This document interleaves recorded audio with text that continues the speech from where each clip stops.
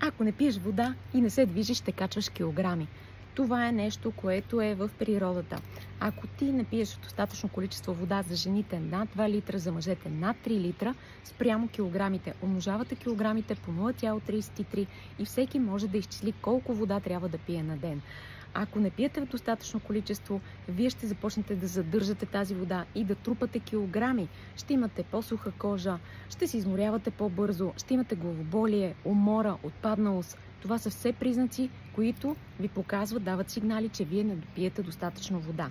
Как може да се справите с този проблем? Много често жените и мъжете ми казват: трудно ми е, едно, че не се сещам, второ, че не ми се пие тая вода. Щом е така, започнете постепенно с 200 мл на всеки час да увеличавате. Навийте си аларма, ако трябва, на всеки час да ви подсеща чашката с 200 мл вода. Или за по-сигурно, просто си налейте в едно шише, което да е 1 литър, и днес да знаете, че трябва да изпиете 2 шишета, 2 литра вода за нас, дамите, минимум.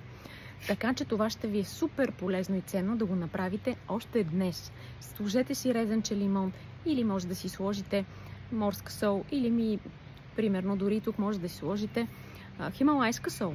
И това съм правила. Минерали във водата, за да ви бъде по-пивка. И второ, движете се повече.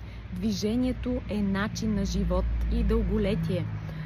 Движението удължава не само живота, но подпомага сърдечно-съдовата система, двигателната и всички процеси в нашето тяло. Така че още сега си изтеглете приложението за крачки и правете на ден минимум 6000 крачки.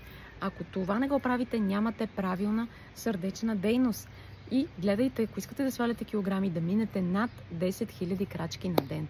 Особено полезно е вечер, след вечеря, която да не бъде не по-късно от 7-8 часа, да се разходите. 3-4 часа преди сън да се движите. Спазвайте тези съвети и още първия месец ще свалите най-малко 2 кг.